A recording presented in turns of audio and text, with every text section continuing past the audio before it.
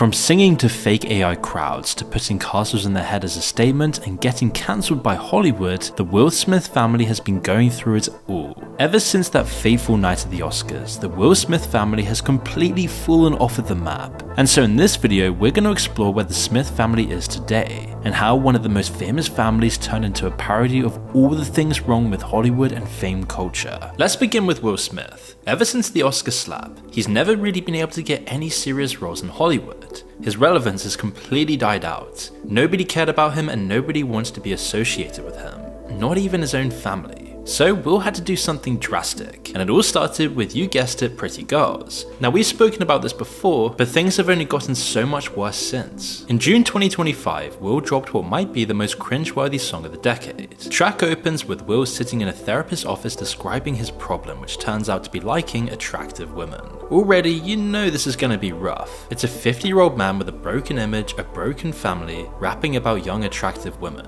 Then he starts rapping about different flavors of women: vanilla, chocolate, strawberry, lemon. And the internet absolutely clown on it. You go on TikTok, YouTube, anywhere, and you'll find he hasn't got a single real fan.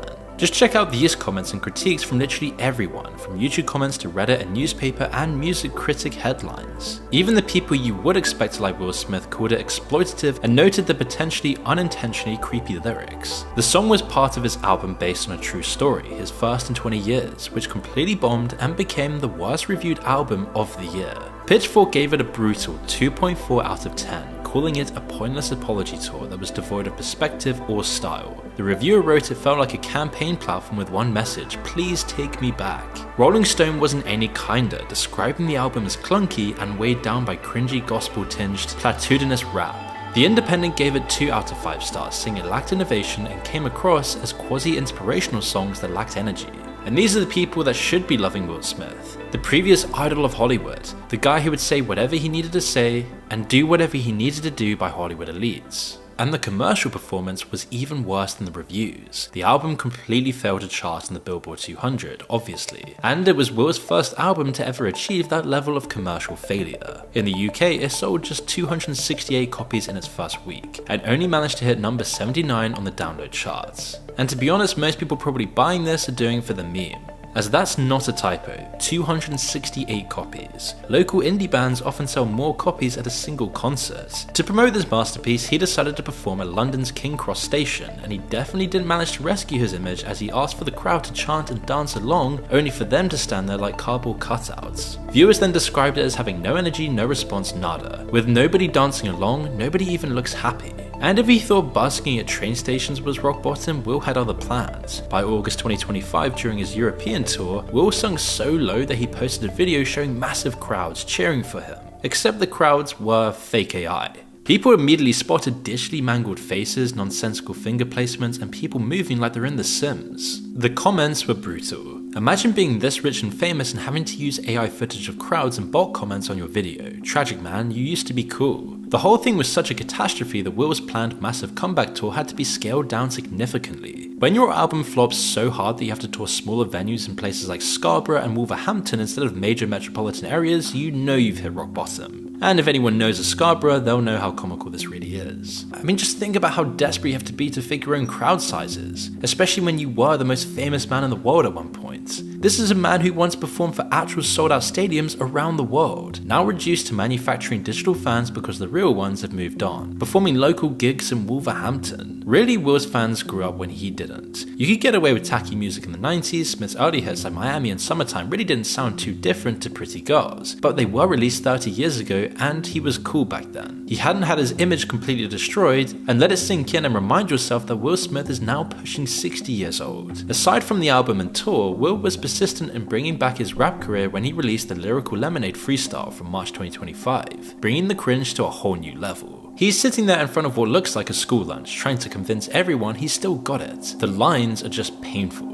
I pulled a pin out of the grenade on purpose when I threw it. Like, yeah, that's how grenades work. And then he keeps saying this is the bounce back over and over, like if he says it enough times, it'll actually happen. The whole thing just feels awkward. It's like watching your dad try to freestyle at a family barbecue. Everyone's just uncomfortable. As his music career imploded, Will then tried to resurrect his acting reputation with Bad Boys Ride or Die in 2024. While the movie did make money, many said it felt calculated and desperate rather than a genuine comeback. The Hollywood Reporter revealed that Smith's agents had been calling studio production executives for the first time since the slap, trying to drum up work. They were literally using Bad Boys 4 as a test case to see if anyone would still hire him. It felt like it was his Hail Mary, his last shot at movie star relevance. And to be fair to Will, he did set his conditions for his return for a possible Bad Boys 5, saying, "I never wanted to be one of those dudes who make sequels just because people will go." But that's exactly what this feels like, a desperate attempt to milk a franchise that peaked decades ago. A great metaphor for his own personality. As behind the scenes of Will's desperate looking public appearance, his personal life and marriage were completely falling apart in a more serious way. And here you can really feel how, as a part of the Hollywood machine, he and his family kind of just stopped being people and instead turned into brands and commodities. As in October 2023, Jada dropped a bombshell that changed everything we thought we knew about the Oscar slap. During her promotional tour of her book Worthy, she revealed that she and Will had actually been separated since 2016, meaning they hadn't been living together as a couple for 7 years. So when Will slapped Chris Rock and shouted, "Keep my wife's name out of your mouth," he was defending a woman who wasn't technically his wife anymore. Think about that for a second. The most famous public defense of a marriage in recent history was actually a lie. They kept up the charade for the cameras, and for the brands and movie roles. Jada said that they were exhausted with trying and stuck in their fantasy of what we thought the other person should be. When her book finally came out, which was supposed to be a big comeback moment, it became another cringe-worthy spectacle. But before we continue, this video is sponsored by Raycon. And it's Raycon's anniversary, and the essential open earbuds are stealing the spotlight. They're 30% off. Honestly, these have just become my best friends for my daily grind. They're sleek, smart, and just way cooler than your average earbuds. Whether I'm working, commuting, or just winding down, they fit right in and make everything feel a little more fun. As they're just insanely comfortable, I'll wear them for hours and forget they're even on. Plus, the battery life is wild. 8 hours per charge and 36 hours total with the case, while also delivering crystal clear sound, sitting just outside your ear canal, meaning that you can hear traffic or when someone calls your name, while also giving you focus on the clear quality audio. They're also just lightweight and all day comfortable, meaning they never feel bulky, and the secure fit means they stay put, whether I'm at the gym, out on a walk, or grinding through my to-do list. And the real kicker is that Raycon delivers the same premium audio quality as the big brands, but at half the price. Add in over 3 million happy customers and a 30-day happiness guarantee, and there's zero reason to overpay. So make sure to check them out today by using the link in the description below, or go to buyraycon.com/moonwhityopen to get 30% off the essential open earbuds. The book tour itself was a disaster. Quote, "We just lived through Jada's memoir rollout, and I'm tired," said Sam Sanders on his podcast Into It. Even Saturday Night Live got in on the action. The book itself was a commercial flop, with just 23% of people recommending it on Google. The reviews were brutal. I read mostly biography, almost never fiction. I watched all the episodes of Red Table Talk, so I was looking forward to this book. There is nothing new here, and it's not even well written. You can skip this book. Another reader wrote, "What a stupid book. Completely not worth the money. After about 30 pages, I had enough." Speaking of Red Table Talk, that was another thing that objectively hurt the Smith family as a whole. Jada's talk show, with a terrible 2.9 out of 10 rating on IMDb, gave the world an overly intimate look at the whole family. It exposed the family for the sake of virtually nothing. The most infamous episode was the entanglement one, where Jada admitted to her affair with her son's friend who was 27 while she was 48. The episode spawned the sad Will Smith meme that went viral, showing Will looking absolutely miserable as his wife casually discussed cheating on him.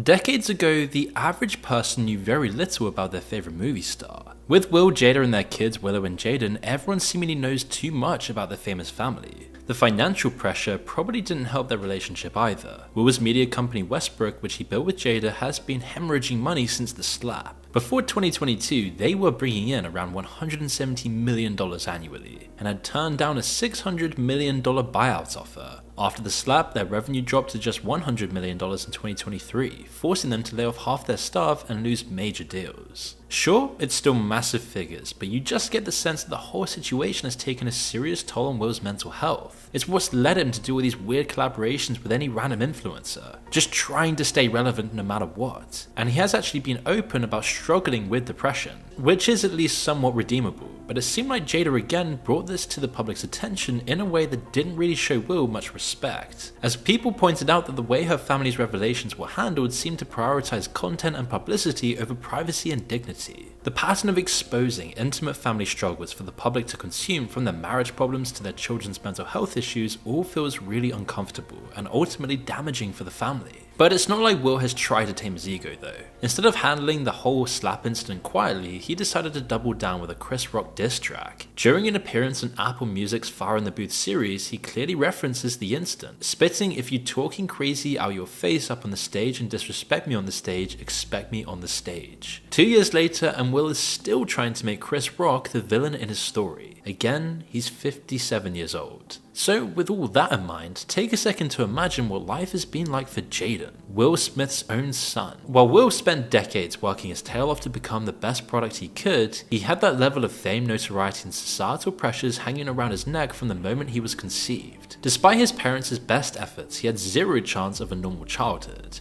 And that isn't just speculation on our part. Jaden himself said as much. In a 2018 interview, he told Teen Vogue, "People treat me like I'm not a normal human so much that you start to believe it. Like, am I not a normal human?" At the 2025 Grammy Awards, this pressure manifested in perhaps the most ridiculous way possible. Jaden showed up wearing a literal castle on his head. The $4,600 piece called the Vampire Castle was designed by a Transylvanian designer, who claims to have descended from nobility. But rather than his weird fashion choices, it's the blatant nepotism that has frustrated most people about Jaden. This became painfully obvious in late 2024, when Jaden was named Christian Louboutin's first men's creative director, sparking massive backlash about nepotism in the fashion industry. People criticized that the fashion industry is already one of the toughest to break into, and instead of opening the doors for real talent, it feels like most opportunities go straight to celebrity kids, nepo babies, or famous individuals. But the castle headpiece and nepotism aren't even the most absurd things about Jaden. In 2022, old clips resurfaced of him complaining that kids his age just didn't want to discuss the political and economic state of the world. In an interview with Big Boy TV, Jaden said, "I am very happy that I spent my childhood with more adults than I did with kids my own age,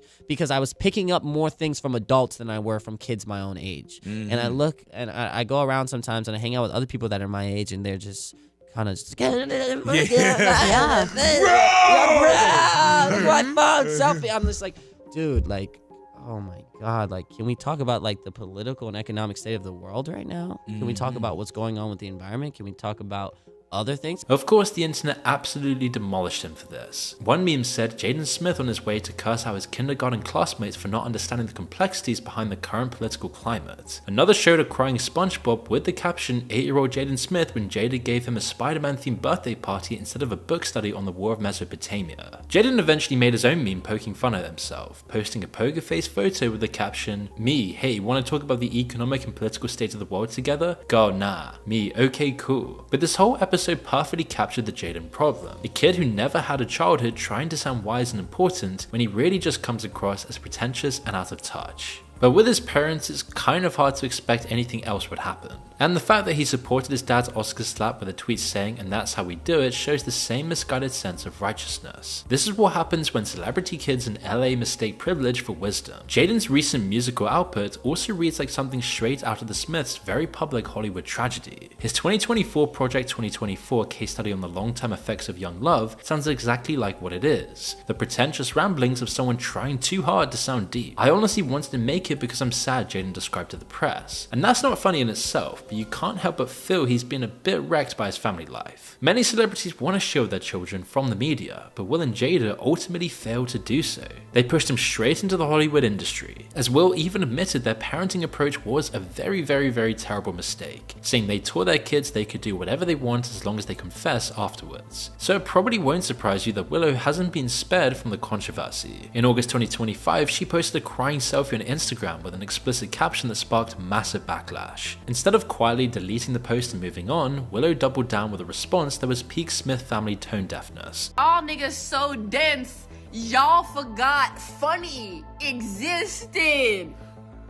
calling her critics dense for not understanding her humour. A classic Smith move: when in doubt, blame everyone else for not understanding your genius. But then she made a more serious error that again shows how totally out of touch Hollywood kids really are. Her debut novel, Black Shield Maiden, talking about Muslims indigenous to North Africa as dangerous on their best day with little regard for anyone who doesn't worship the Muslim god and always at war with one another. Obviously Hollywood and the press bashed it as you'd expect, but the ironic part here was that Willow was actually positioning herself as this champion of marginalized voices and communities. But when she tried to do this with her own writing, she completely missed the mark. What we're watching isn't just individual cases of celebrity desperation, it's an entire family that's lost the plot and being completely ruined by fame and superficial people. Will is now faking crowd sizes and releasing therapy rap songs. Jaden is wearing castles on his head and getting fashion jobs he doesn't deserve. Jada is oversharing their family trauma and pretending it's spiritual growth. It's something straight out of GTA 5. And it also says something about society as a whole that everyone collectively agreed that celebrities and their kids don't deserve the same level of privacy afforded to many of us. But they kind of brought it on themselves. Which is why the family that once seemed to have it all has become a cautionary tale about what happens when the pursuit of attention becomes more important than authenticity.